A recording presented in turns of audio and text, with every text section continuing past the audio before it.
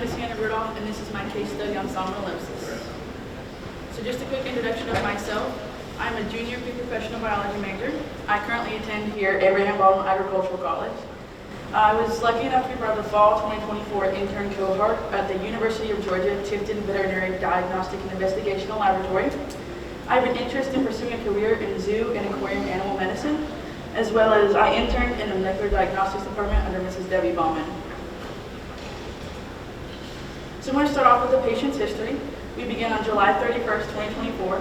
The patient, who is an 8-year-old Shetland pony, presented with symptoms related to laminitis and lameness. The differential diagnosis was laminitis due to the patient's obesity. The patient was advised to be put on stall rest as advised on a new feeding schedule, which included being fed soaked hay. We fast forward to September 3rd, 2024. The patient stopped eating and began lacking in appetite. The patient's owner was advised on a new feeding schedule and to continue stall rest as well as continue feeding the soaked hay.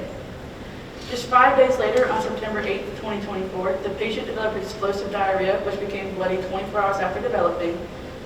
While being given medication to help with the symptoms, the patient collapsed and began seizing. 10 minutes after the seizure began, the patient passed. The test requested for this case was aerobic and anaerobic susceptibility cultures, a C. perfringens culture, a salmonella culture, a salmonella PCR test, and an equine diarrhea PCR panel. Aerobic culture was looking for bacteria that can grow in oxygen-rich environments. An example of an aerobic bacteria is E. coli. The anaerobic culture was looking for bacteria that grows without oxygen. An example of an anaerobic bacteria is salmonella.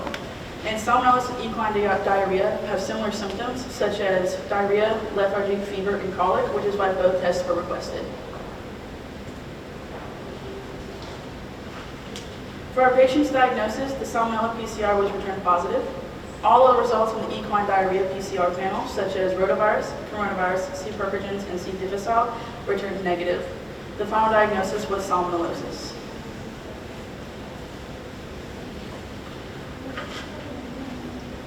Salmonellosis is a common illness among animals, humans and livestock.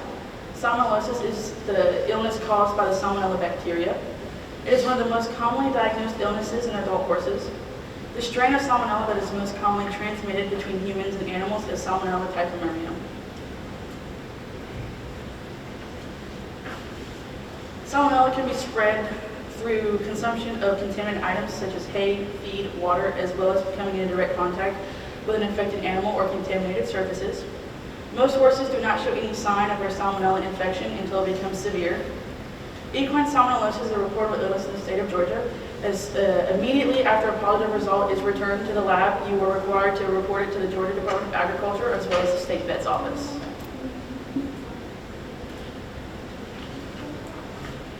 Salmonella symptoms include in horses severe, watery, and foul-smelling diarrhea, fever, loss of appetite, lethargy, and colic. The treatment for salmonellosis varies depending on the severity of the illness, but most treatments include IV fluids to replenish the patient's electrolytes, antidiarrheal medications, and pain medications to help manage these symptoms. Prevention of salmonellosis in horses includes vaccination, proper hygiene, routine disinfecting of your equipment, quarantining new horses far away from your herd, testing water and water sources, and practicing biosecurity. Examples of biosecurity practices include maintaining equipment to make sure no possible contaminants are passed from pasture to pasture or stall to stall, and minimizing the number of uncontrolled contact by rodents and pests. There were several interesting findings that I saw while doing this case study. The first one is the patient originally had several differential diagnoses that were all related to or caused by the patient's obesity. The patient's blood work was normal originally, but as the patient became ill, the blood work showed the patient had become severely lipemic. And lipemia is when the blood becomes cloudy due to high levels of triglycerides. The patient ultimately died from the seizure that occurred due to being ill. The seizure was likely due to dehydration, shock, or electrolyte imbalances to the patient rapidly losing fluids. The patient was mildly ill for several weeks, but did not become severely ill until a few days before passing. The patient, owner, and several cats on the property all became ill around the same time, presenting with similar symptoms. The patient and one of the cats were the only ones who passed away from the illness. It wasn't said for certain while I was studying this case, but based on my research, I do believe that the most likely cause of the salmonella infection across the farm and multiple species was contaminated water on the property.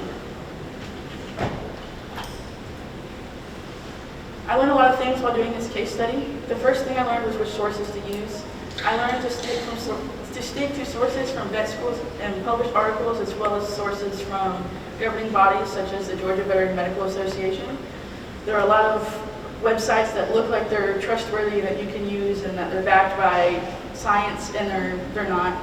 I also learned what kinds of questions to ask. I learned I need to ask more in-depth questions. This was my first time doing a case study like this, so it was definitely a large learning curve to figure out how to get the information I needed. And I also learned about what kinds of templates to use. Thankfully, Dr. Mosley gave me a case study template to use while I was doing this, and that helped. The template asked for a session number, patient's history, diagnosis, tests requested, and interesting things that we learned. This helped me model my presentation, as well as gave me the steps to follow to figure out what I needed to do to get the information that I needed. Thank you for listening to my presentation. Do you have any questions?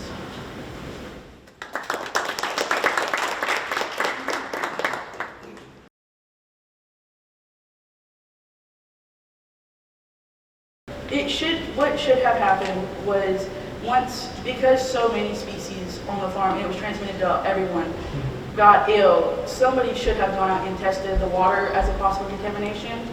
But with the lab, once we do the test and we report to the state vet and the Georgia Department of Agriculture, that's where our interaction with it stops. So unfortunately, that's why I wasn't able to confirm if it was the water, if anyone had gone out to test the water, because that's not information that the lab is allowed to know.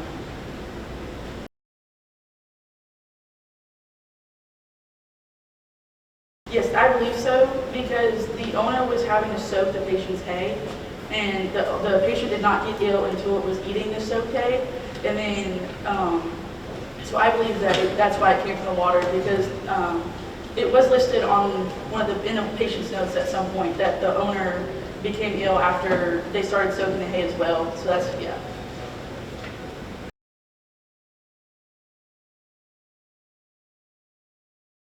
Yes, sir. So during my internship, I did a total of 5 case studies, but this was the first one that they had me do, and this is the one that they asked me to present for them.